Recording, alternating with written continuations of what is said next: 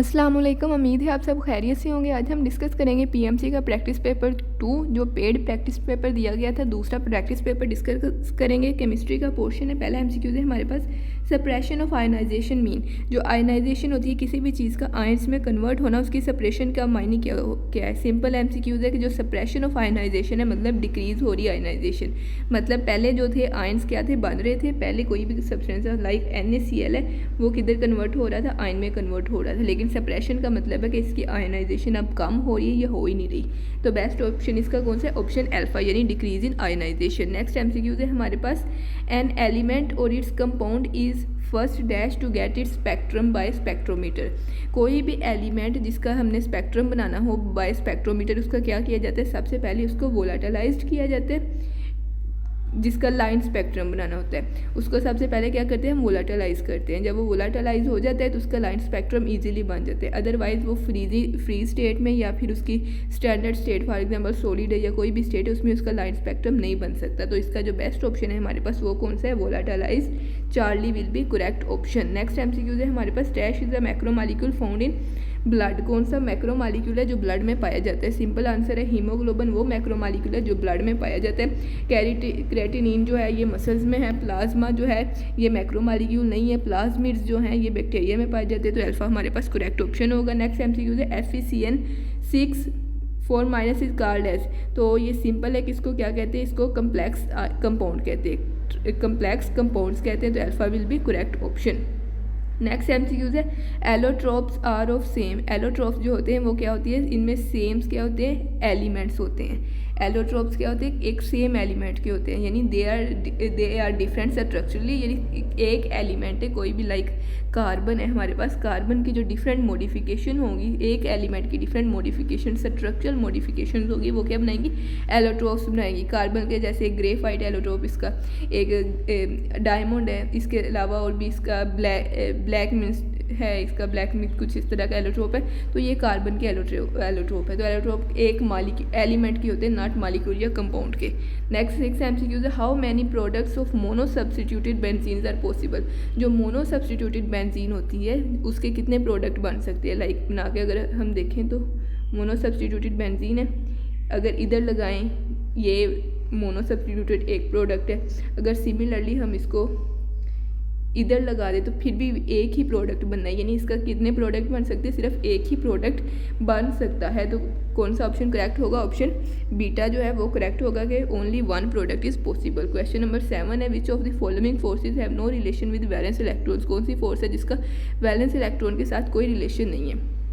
Ionic bond की बात करें तो इसका वैलेंस इलेक्ट्रॉन के साथ रिलेशन है। केमिकल बॉन्ड भी वैलेंस इलेक्ट्रॉन के बॉन्ड से बनती है। इंटरमॉलिक्यूलर फोर्सेस का बिल्कुल डायरेक्ट रिलेशन है वैलेंस इलेक्ट्रॉन्स के साथ, लेकिन इंटरमॉलिक्यूलर फोर्सेस जो है इनका वैलेंस इलेक्ट्रॉन्स के साथ रिलेशन नहीं है, क्योंकि ये दो मॉलिक्यूल्स के दरमियान बनती है, ना कि दो एलिमेंट्स के दरमियान। तो इसलिए चार्ली ऑप्शन क्या होगा हमारे पास, करेक्ट ऑप्शन होगा। क्वेश्चन नंबर 8 है electrode potential is developed when a metal is dipped into. Electrode potential अगर हम सिंपल डेफिनेशन भी करें तो ये क्या होते हैं, potential between electrodes and it's electrolyte. Electrode और उसके इलेक्ट्रोलाइट का जो पोटेंशियल होता है उसको इलेक्ट्रोड पोटेंशियल कहते हैं। तो मतलब simply by dipping its into its own ions. तो चार्ली हमारे पास क्या होगा, करेक्ट ऑप्शन होगा। नेक्स्ट एमसीक्यू है unit of electronegativity is. Electronegativity क्या होती है, इलेक्ट्रोनेगेटिविटी एक स्केल है, सिंपल एक स्केल है, या आप कह सकते हैं ये एक रिलेटिव स्केल है। जो लाइनस पॉलिंग ने जो डिज़ाइन किया था ये स्केल, तो उसका जो यूनिट है मोस्टली कहते हैं पॉलिंग यूनिट है, लेकिन अदरवाइज क्योंकि ये रिलेटिव स्केल है तो इसका कोई भी यूनिट नहीं है। रिलेटिव स्केल्स के यूनिट नहीं होते, तो simply it has no unit. तो D delta will be correct option, it has no unit. Next MCQs है which of following give silver mirror test. Silver mirror test जो Tollens test है वो कौन कौन से देते हैं, एल्डिहाइड्स देते हैं टोलेंस टेस्ट, पहली चीज़ सारे एल्डिहाइड देते हैं। उसके बाद कौन देते हैं, जो टर्मिनल अल्फा कीटोन्स होते हैं, टर्मिनल अल्फा कीटोन्स वो देते हैं टोलेंस टेस्ट। इसके अलावा जो कीटोन्स होते हैं बाकी वो टोलेंस टेस्ट नहीं देते। यहाँ पे क्या है, ब्यूटानल है, इथानल है, मेथानल है, यानी सारे एल्डिहाइड है, तो सारे एल्डिहाइड क्या करते हैं, देते हैं टोलेंस टेस्ट। तो ऑल ऑफ दिस करेक्ट होगा। नेक्स्ट है acetic acid is soluble in. जो एसिटिक एसिड होता है वो किस किस में सोल्यूबल होता है। एसिटिक एसिड ब्रोमीन वाटर में सोल्यूबल नहीं होता, इसके अलावा ये HIHBr वगैरह में सोलेबल नहीं होता। इसके अलावा जो एसिटिक एसिड होता है ये वाटर में सोलेबल होता है। वाटर में ये कैसे सोलेबल होता है कि इसके जो एसिटिक एसिड के एक साइड पे क्या होता है, सिर्फ एक कार्बन होता है, एक तो इसका कार्बोनाइल कार्बन होता है, बाकी इसका कार्बोनाइल के अलावा सिर्फ एक कार्बन होता है, यानी इसकी स्टेरिक हिंड्रेंस क्या है, बहुत कम है, जिसकी वजह से वाटर इसके साथ आसानी से हाइड्रोजन बॉन्डिंग बना देते हैं। सिमिलरली अल्कोहल और ईथर भी इसके साथ आसानी से हाइड्रोजन बॉन्डिंग बना लेते हैं। तो ये एसिडिक एसिड सोल्यूबल हो जाता है वाटर में भी, अल्कोहल में भी, ईथर में भी। तो alpha option will be correct option. Next MCQ है हमारे पास, if water is present in the cup placed on a table what will be system in this case.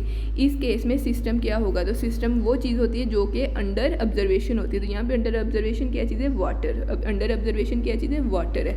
तो वाटर क्या है हमारे पास, सिस्टम है। प्रेजेंट इन कप है, cup क्या है, उसकी बाउंड्री है। तो होल टेबल क्या है, वो के सराउंडिंग है। तो बेस्ट ऑप्शन कौन सा होगा इसका, अल्फा, क्योंकि उन्होंने सिस्टम की बात की हुई है। अल्कली मेटल्स लाई इन, अल्कली मेटल्स जो हैं वो कहाँ पे होती हैं, ये अगर पीरियोडिक टेबल की बात करें तो ये अल्कली मेटल्स हैं, ये अल्कलाइन अर्थ मेटल्स हैं, ये ट्रांजिशन एलिमेंट्स हैं, ये नोबल गैसेज हैं। तो अल्कली मेटल्स किधर है, इधर है, तो इसको क्या कहते हैं, एस ब्लॉक। तो अल्कली मेटल किधर है, एस ब्लॉक में होती हैं। तो कौन सा, beta will be correct option. Next MCQ number 14 है, kinetic energy sum of.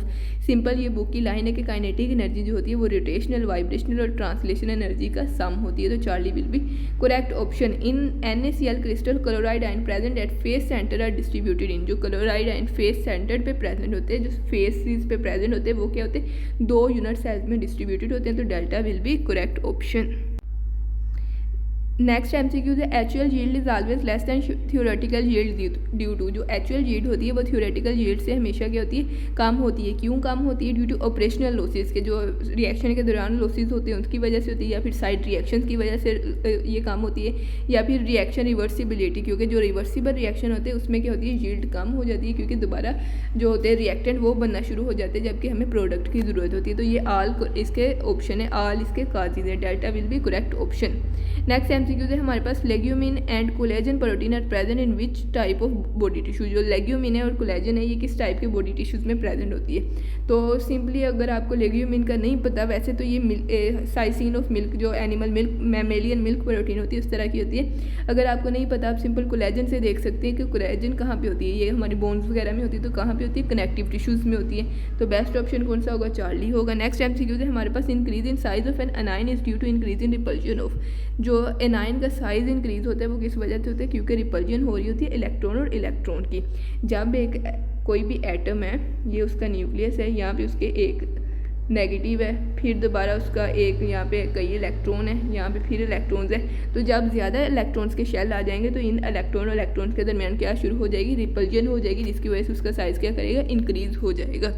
Next MCQ है हमारे पास, ग्रेफाइट है स्ट्रक्चरल सिमिलैरिटी विद। जो ग्रेफाइट है इसकी स्ट्रक्चरल सिमिलैरिटी किसके साथ होती है, बोरोन नाइट्राइड के साथ ये स्ट्रक्चरली सिमिलर होता है। बोरोन नाइट्राइड की कैसे स्ट्रक्चर होती है, ये बोरोन है, ये नाइट्राइड है, इधर नाइट्राइड है, नाइट्रोजन है, इधर बोरोन है, फिर इधर बोरोन है, फिर इधर नाइट्रोजन है। इनके दरमियान क्या है, सिंगल बॉन्ड होगा, इधर क्या होगा, डबल बॉन्ड होगा, इधर सिंगल होगा, इधर डबल बॉन्ड होगा, इधर डबल बॉन्ड होगा, इधर डबल बॉन्ड होगा, इसके अलावा इधर सिंगल बॉन्ड होगा, और इधर बस ये इसकी स्ट्रक्चर होगी। तो इसी तरह की स्ट्रक्चर किसकी होती है, हमारे पास ग्रेफाइट की स्ट्रक्चर होती है। तो जो बोरोन नाइट्राइड है इसकी स्ट्रक्चर किसकी तरह होती है, ग्रेफाइट की स्ट्रक्चर की तरह। तो बेस्ट ऑप्शन कौन सा होगा हमारे पास, ऑप्शन डेल्टा। क्वेश्चन नंबर 20 है, the order of reaction for which half life is inversely proportional to concentration of reaction is. वो कौन सा ऑर्डर है जिसके लिए हाफ लाइफ इन्वर्सली प्रोपोर्शनल होती है कंसंट्रेशन ऑफ रिएक्शन के लिए। तो हाफ लाइफ इन्वर्सली प्रोपोर्शनल होती है फॉर सेकेंड ऑर्डर रिएक्शन के लिए। फर्स्ट ऑर्डर के लिए इंडिपेंडेंट होती है और सेकंड ऑर्डर के लिए इन्वर्सली प्रोपोर्शनल होती है। तो alpha will be correct option. Next MCQ है, SN1 रिएक्शन इज। जो SN1 रिएक्शन है ये क्या है, 2 स्टेप रिएक्शन है। SN1 रिएक्शन कौन सा है, 2 स्टेप रिएक्शन है हमारे पास SN1 रिएक्शन। नेक्स्ट MCQ है हमारे पास, MCQ number 22, the unhybridized p orbital of benzene are present in the form of. जो अनहाइब्रिडाइज्ड ऑर्बिटल होते हैं बेंजीन में वो किस तरह होते हैं, वो फॉर एग्जांपल अगर बोर्ड में क्वेश्चन भी आए तो इस तरह के क्वेश्चन के वो जो किस तरह प्रेजेंट होते हैं तो वो कैसे होते हैं, ऐसे शो किए जाते हैं बेंजीन रिंग के ऊपर, ऐसे एज अ क्लाउड। बुक में भी ये लाइन लिखी हुई है, बुक में ये डायग्राम भी बनी हुई है। ये कैसे शो करते हैं, क्लाउड की form in the form of cloud. तो Charlie will be correct option के in the form of cloud above and below the benzene ring. Next MCQ है which is the colour of silver acetylide. तो ये silver एसिटाइलाइट जो है इसका white colour होता है, ये बुक में दिया हुआ है। इसके अलावा भी जिस चीज़ में सिल्वर आ जाए ना वो तकरीबन वाइट या वाइट या नियरली वाइट कलर ही होता है, तो उसका रेड ब्लू इस तरह के कलर मोस्टली कम ही होते हैं। तो इसका beta will be correct option. Next MCQ है non polar covalent bond is formed between. जो नॉन पोलर कोवलेंट बॉन्ड होते हैं वो किनके दरमियान बनता है, तो नॉन पोलर कोवलेंट बॉन्ड किनके दरमियान बनते हैं, होमोन्यूक्लियर डायटोमिक मॉलिक्यूल्स जो होमो एक जैसे हो। हेट्रोन्यूक्लियर मतलब फॉर एग्जांपल एक NaCl Na और दूसरा Cl, ये हेट्रोन्यूक्लियर है, तो इनमें जो बॉन्ड बनेगा वो क्या होगा, पोलर बनेगा।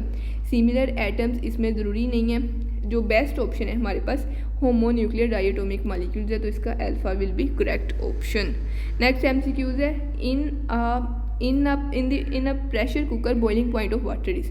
प्रेशर कुकर में बॉइलिंग पॉइंट ऑफ वाटर क्या हो जाता है, इंक्रीज़ हो जाता है। अबाउट जो इसका नॉर्मल बॉइलिंग पॉइंट होता है वो कितना होता है, 100 डिग्री सेंटीग्रेड होता है, लेकिन प्रेशर कुकर में इसका बॉइलिंग पॉइंट कितना हो जाता है, 121 डिग्री सेंटीग्रेड नियरली हो जाता है। तो प्रेशर कुकर में क्या होता है, boiling point raised then the normal. Next MCQ है polymer called Bakelite is formed by reaction of phenol with. Simple ये बुक में रिएक्शन दिया हुआ है कि जो बैकलाइट है ये कैसे बनता है, तो बैकलाइट रिएक्शन से बनता है फॉर्मेल्डिहाइड और फिनोल के। फुल वो रिएक्शन दिया हुआ है कि एक काफ़ी बड़ा सा कंपाउंड बन जाता है, काफ़ी स्ट्रक्चरल कंपाउंड बन जाता है। तो ये किससे बनता है, बाय रिएक्शन विद फॉर्मेल्डिहाइड। तो delta will be correct option. Next MCQ है the temperature at which one crystalline form changes to other is called. ये बुक की लाइन है, ये जो लिक्विड्स वाला चैप्टर उसमें दिया हुआ है कि उसको ट्रांजिशन टेम्परेचर कहते हैं, जिसमें लिक्विड क्रिस्टल्स वगैरह बनते हैं। तो 27 एमसीक्यूज़ का Charlie option will be correct. Next MCQs है fuels with high octane number can be produced by. Fuel with high octane number simple है, हमारे पास टेक्निक है रिफार्मिंग की टेक्निक, जिससे हम हाई ऑक्टेन नंबर वाले फ्यूल बनाते हैं कि हाई ऑक्टेन नंबर वाले फ्यूल बनाते हैं कैसे, रिफार्मिंग से। तो beta will be correct option. Reforming के ज़रिए हम जो बनाते हैं वो क्या है, हाई ऑक्टेन नंबर वाले फ्यूल बनाते हैं। Which one of them is an automobile antifreeze. इनमें से कौन सा एंटी फ्रीज होता है। 29 एमसीक्यूज़ है इसका इथाइलिन ग्लाइकोल है, बुक की लाइन है जो इथाइलिन ग्लाइकोल की जहाँ पे प्रिपरेशन लिखी हुई है ना, जो पंजाब की बुक की लाइन है जहाँ पे ये रिएक्शन इसकी प्रिपरेशन लिखी हुई है ना, उसके नीचे ये लाइन लिखी हुई है कि ये यूज़ होता है एज अ एंटी फ्रीज। तो चार्ली हमारे पास करेक्ट ऑप्शन होगा कि इथाइलिन ग्लाइकोल। नेक्स्ट एमसीक्यू है हमारा how meta directing group affect the electrophilic substitution of benzene ring. जो मेटा डायरेक्टिंग ग्रुप है वो electrophilic substitution of benzene ring को कैसे इफेक्ट करते हैं। बीटा ऑप्शन है हमारे पास decrease electron density at ortho and para position. Charlie है मेक बेंजीन लेस रिएक्टिव। तो ये दोनों ही इसके फंक्शन है। जो मेटा डायरेक्टिंग ग्रुप है कि ये लेस रिएक्टिव बना देते हैं, लेस रिएक्टिव बनाने के लिए ये ऑर्थो और पैरा पोजीशन पर इलेक्ट्रॉन डेंसिटी डिक्रीज कर देते हैं, इसलिए इसका डेल्टा करेक्ट होगा। नेक्स्ट 31 एमसीक्यूज है in case of OH CH2 CH2 CH2 COOH from where numbering is started. तो हमें बुक में ये दिया हुआ है ट्रेंड के हमने किसको प्रेफर करना है, तो सबसे ज़्यादा प्रेफरेबल क्या है, कार्बोक्सिलिक एसिड, फिर HCN, फिर एल्डिहाइड कीटोन्स इस तरह। तो यहाँ पे जो एक साइड पे OH है और एक साइड पे कार्बोक्सिलिक एसिड है, तो कार्बोक्सिलिक एसिड क्या होंगे, ज़्यादा प्रेफरेबल होंगे। तो 31 एमसीक्यूज़ का करेक्ट आंसर कौन सा होगा, carboxylic acid is given number 1 position. Beta will be correct option. Next MCQ है vapour pressure is measured by calculating difference in liquid pressure and. जो वेपर प्रेशर होता है वो कैसे मेजर किया जाता है, जो लिक्विड प्रेशर और एटमॉस्फेरिक प्रेशर है इनके डिफरेंस को मेजर करके वेपर प्रेशर मेजर किए जाते हैं। नेक्स्ट है rate constant is donated bye. Simple MCQs है कि रेट कांस्टेंट को के से डोनेट करते हैं। Which of these have positive value of enthalpy. इनमें से पॉजिटिव वैल्यू ऑफ एंथैल्पी किसकी होती है, अगर ऑटोमाइजेशन की बात करें तो ये क्या होती है कि enthalpy change that automised the total separation of all atoms in a chemical reaction के ऑल एटम्स की जो सेपरेशन से रिलेटेड होती है। तो ऑटोमाइजेशन की एंथैल्पी क्या होती है, ये पॉजिटिव होती है। नेक्स्ट एमसीक्यूज है instantaneous dipole is produced when. Instantaneous dipole, जो डायपोल इंड्यूस्ड डायपोल होते हैं वो किसमें होते हैं, एक पोलर दूसरा नॉन पोलर।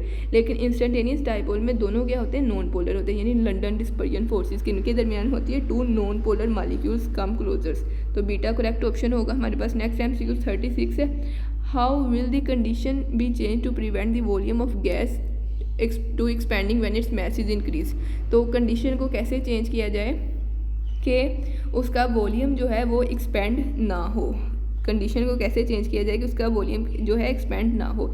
सिंपल हमें जो इक्वेशन याद है वो क्या है, PV is equal to NRT।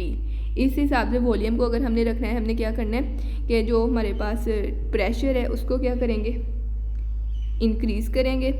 Temperature को क्या करेंगे, प्रेशर के इंक्रीज़ करने से क्या होगा, वॉल्यूम डिक्रीज़ हो जाएगा। सिमिलरली टेम्परेचर को इंक्रीज़ करेंगे तो वॉल्यूम इंक्रीज़ हो जाएगा। तो इन दोनों के इफेक्ट आपस में कैंसिल हो जाएंगे। तो क्या करेंगे, प्रेशर को भी इंक्रीज़ कर देंगे, वॉल्यूम को भी इंक्रीज़ कर देंगे। दोबारा देख लें कि हमने वॉल्यूम को क्या करना है, कॉन्स्टेंट रखना है। उसको कैसे कॉन्स्टेंट रखेंगे, एक प्रेशर को इंक्रीज़ करेंगे, जब प्रेशर इंक्रीज़ करेगा वॉल्यूम कम हो जाएगा।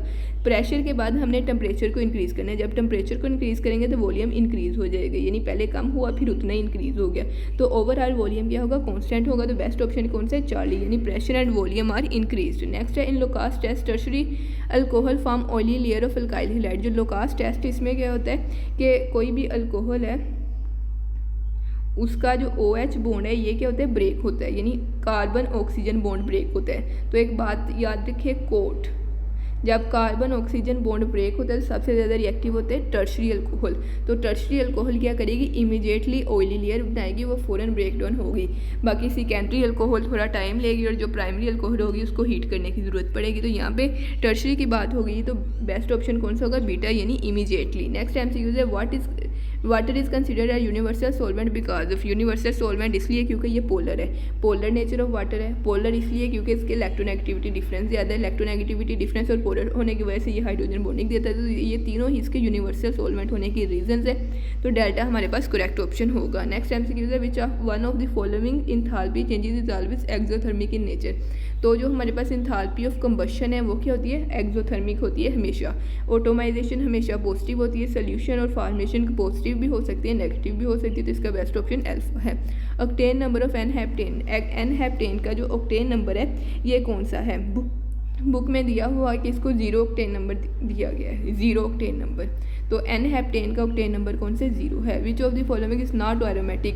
एंथ्रासीन की बात करें, ये क्या होता है, ये एरोमेटिक होता है। इसकी अगर बनाने की कोशिश करें तो ये क्या होता है, एरोमेटिक होता है। नेफ्थलीन होता है, ये इतना जो होता है इसका, ये नेफ्थलीन है, ये भी एरोमेटिक है। फिनोल भी सबको पता है कि ये क्या एरोमेटिक है। तो ये तीनों क्या है, एरोमेटिक है। तो बेस्ट ऑप्शन कौन सा होगा, none of these. Which of the carboxylic acid use in medicine as local irritant. तो बुक में कार्बोक्सिलिक एसिड के यूजेस दिए हुए हैं। अगर मैं आपको इसका हिंट बता दूं कि एसिडिक एसिड के यूजेस का हिंट कौन सा है, तो वो PM called SOPs, prime minister called SOPs, PM called SOPs। P for ये पिकल्स में, अचार्स वगैरह में अचार बनाने में यूज़ होता है। इसके अलावा ये मेडिसिन एज लोकल इरिटेंट इस चीज़ में यूज़ होता है। इसके अलावा ये coagulant in latex for latex in rubber industry में यूज़ होता है। सोलवेंट के तौर पे यूज़ होता है। ऑर्गेनिक कंपाउंड्स की मैन्युफैक्चरिंग में यूज़ होता है। सिल्क मैन्युफैक्चरिंग में यूज़ होता है। प्लास्टिक की मैन्युफैक्चरिंग में यूज़ होता है। तो ये इसके यूजेस है, ये ज़रा देख लें एक दफ़ा। तो यहाँ पे कौन सा यूज़ है, medicine as a local irritant. तो ये कौन सा है, एज अ मेडिसिन यूज़ होता है, एज अ लोकल इरिटेंट। तो ये किसका, एसिटिक एसिड का यूज़ है। तो beta will be correct option. Next MCQ है the formula for calculating electrons in सब शेल्स और सब एनर्जी लेवल्स। तो जो सब शेल या सब एनर्जी लेवल में कैलकुलेट करने के लिए फार्मूला यूज़ होता है वो कौन सा होता है, 2 × 2L + 1, 2 × 2L + 1। तो हमारे पास करेक्ट ऑप्शन कौन सा होगा, option Charlie will be correct option. Next MCQ है When two atoms bonded to form a stable compound, the attractive forces will be। जब दो एटम बॉन्ड होते हैं एक दूसरे के पास आते हैं तो इलेक्ट्रिक फोर्सेस पहले क्या होती हैं, ज़्यादा होती हैं। पहले रिपल्सिव फोर्सेस ज़्यादा होती है, लेकिन जब वो एक दूसरे के करीब होते हैं तब क्या होते हैं, जो अट्रैक्टिव फोर्सेस होती है वो डोमिनेट हो जाती हैं। जब अट्रैक्टिव फोर्सेस डोमिनेट हो जाती है तो पोटेंशियल एनर्जी ऑटोमेटिकली कम हो जाती है। तो beta will be correct option के attractive forces dominate and potential energy decrease. Next MCQ है what is the value of molecularity and order of SN1 reaction. तो जो मॉलिक्यूलैरिटी है कि इसके रेट डिटरमाइनिंग स्टेप में कितने मॉलिक्यूल टेक पार्ट करते हैं, एक करते हैं, तो इसकी मॉलिक्यूलैरिटी 1 होगी। इसका ऑर्डर कौन सा है, फर्स्ट ऑर्डर है, तो ये फर्स्ट ऑर्डर रिएक्शन होगा। तो beta will be correct option के मॉलिक्यूलैरिटी इसकी 1 है और ऑर्डर इसका फर्स्ट है। नेक्स्ट MCQ है हमारे पास what will be density of CH4 at ये टेम्परेचर दिया होगा शायद, C अकेला लिखा हुआ है, एंड 1 ATM। तो इसकी डेंसिटी जो है 1 ATM पे अगर पूछी जाए तो वो है 0.138 ग्राम पर सेंटीमीटर क्यूब, तो Charlie will be correct option. Next MCQs है fuse bauxite is electrolyse to get. जो फ्यूज बॉक्साइट होता है ये क्या होता है कि ये ब्रोन फ्यूज एलुमिना हासिल करने के लिए यूज़ होता है। ये सफ़ेद कलर का बॉक्साइट होता है फ्यूज्ड बॉक्साइट, और इसमें काफ़ी ज़्यादा हाई क्वांटिटी में क्रिस्टल पाए जाते हैं अल्फ़ा एल्यूमिना के, यानी एलुमिनियम के क्रिस्टल पाए जाते हैं, इसलिए इसको एल्यूमिनियम हासिल करने के लिए इलेक्ट्रोलाइज किया जाता है। तो चार्ली करेक्ट ऑप्शन होगा। इसके अलावा ये बुक में लिखा भी हुआ है। नेक्स्ट एमसीक्यूज है which of the following alkyl halide is most reactive toward magnesium atom. इसमें से कौन सा अल्काइल हैलाइड है जो मैग्नीशियम एटम की तरफ सबसे ज़्यादा रिएक्टिव होगा। तो हमारे पास जो अल्काइल आयोडाइड है वो क्या होगा, मैग्नीशियम एटम की तरफ सबसे ज़्यादा रिएक्टिव होगा, क्योंकि हमने ये जो अल्काइल हैलाइड की रिएक्टिविटी में एक तो इनके इलेक्ट्रोनेगेटिविटी डिफरेंस और एनर्जी के लिहाज से हमने इनकी रिएक्टिविटी पढ़ी है। तो अल्काइल आयोडाइड क्या होगा, सबसे ज़्यादा रिएक्टिव होगा। तो delta will be correct option. Next MCQs है हमारे पास बॉइलिंग पॉइंट ऑफ हाइड्राइड और fourth period is larger than. जो फोर्थ पीरियड के हाइड्राइड इनका बॉइलिंग पॉइंट क्या है, लार्जर होगा थर्ड पीरियड से। फोर्थ पीरियड के हाइड्राइड्स का बॉइलिंग पॉइंट थर्ड पीरियड के हाइड्राइड से लार्जर होगा, क्योंकि बॉइलिंग पॉइंट ये हाइड्राइड्स जो हैं इनकी स्ट्रेंथ किस पे डिपेंड करती है, इनकी स्ट्रेंथ डिपेंड करती है चार्ज टू मैस रेशो। जिसकी मैस कम, जिसका चार्ज ज़्यादा, उसका बॉइलिंग पॉइंट ज़्यादा। जो फोर्थ पीरियड उसका चार्ज ज़्यादा, उनकी मैस कम, इसलिए उनका इसका boiling point of hydride third से ज़्यादा होगा। नेक्स्ट एमसीक्यूज नंबर 50 है हमारे पास sodium 11 has electronic configuration. Sodium 11 की जो इलेक्ट्रॉनिक कॉन्फ़िगरेशन है वो ये नियोन के बाद आता है, तो हीलियम वाली तो गलत हो गई। तो नियोन वाली है तो बीटा में देखिए नियोन S1 है, चार्ली में देखिए नियोन S2 है। तो ये फर्स्ट पीरियड से फर्स्ट ग्रुप से बिलोंग करता है, तो नियोन S1 होगी। तो beta will be correct option. Next MCQs है when are the prefixes ortho para and meta are used. Meta नहीं लिखा हुआ, पैरा पैरा ही लिखा हुआ है। तो when are the prefixes ortho para and para use, तो ये कब यूज़ होते हैं, ये यूज़ होते हैं इन एरीन्स। जो बेंजीन्स होती हैं क्यों यूज़ होते हैं, position of second substituent find करने के लिए। बेंजीन्स में यूज़ होते हैं पोजीशन ऑफ सेकंड, फर्स्ट नहीं सेकंड सब्स्टिट्यूएंट। फर्स्ट तो एक ही होता है, उसकी पोजीशन बताने की ज़रूरत नहीं होती। जो सेकंड सब्स्टिट्यूएंट होता है उसकी पोजीशन बताने के लिए ऑर्थो मेटा वगैरह के वर्ड यूज़ होते हैं। तो Charlie will be correct option के in arrange to identify position of second substituent. Next MCQs है हमारे पास which of following is an example of aromatic carboxylic acid. तो ethanoic acid simple carboxylic acid है, butanoic acid simple है, adipic acid जो hexanoic acid होता है वो है, ये भी सिंपल है। फथैलिक ये एरोमेटिक है कि ऑर्थोफथैलिक एसिड मेटा फथैलिक एसिड, तो इस तरह का फथैलिक एसिड होता है, तो ये एरोमेटिक। तो delta will be correct option. Next MCQs if KP and KC have same values delta N will be. तो सिंपल क्या होता है, KP equal to KC R T delta N, इनकी वैल्यूज़ होने के लिए सेम होने के लिए डेल्टा एन की वैल्यू क्या होनी चाहिए, 0। फिर आर टी वाला टर्म कैंसिल हो जाएगा, के पी और के सी बराबर हो जाएंगे। तो Charlie will be correct option.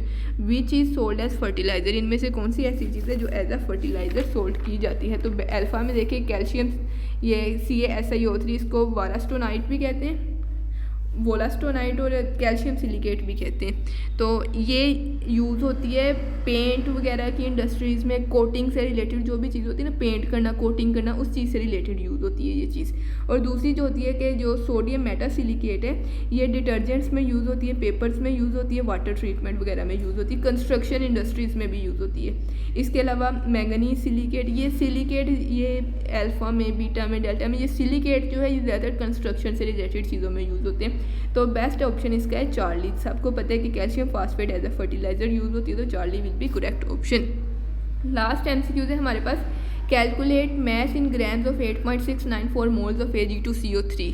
तो सिल्वर कार्बोनेट की मैस हमने फाइंड करनी इन ग्राम। सिल्वर कार्बोनेट की जो मोलर मैस होती है वो कितनी होती है, 107 या 8, इतनी 107.8 होती है, तो उसको राउंड ऑफ 108 कह देते हैं। तो यहाँ पे Ag2 है, यानी इसको मल्टीप्लाई बाय 2 करेंगे तो इक्वल टू 216 आ जाएगा। 8 2 16 और ये 216 आ जाएगा हमारे पास 216। और जो कार्बोनेट है इसकी मैस होती है 60, तो इसकी टोटल मैस कितनी होगी 276। ये नियरली 276 हो गई मोलर मैस। सिल्वर कार्बोनेट्स की मोलर मैस 276 होगी। हमने उसकी मैस फाइंड करनी है, तो मोलर मैस को नंबर ऑफ मोल्स से मल्टीप्लाई करेंगे। मोल्स कितने 8.694। तो 276 को 8.6 से मल्टीप्लाई करेंगे तो हमारे पास नियरली आएगा 2399, इसके तकरीबन इसके करीब करीब आएगा, तो हमारे पास बीटा ऑप्शन वो होगा करेक्ट ऑप्शन होगा। तो ये थी केमिस्ट्री के टेस्ट की डिस्कशन। इंशाल्लाह आगे बायोलॉजी, फिज़िक्स और बाकी पोर्शंस की भी डिस्कशन करेंगे। जज़ाकल्लाह, थैंक यू वेरी मच।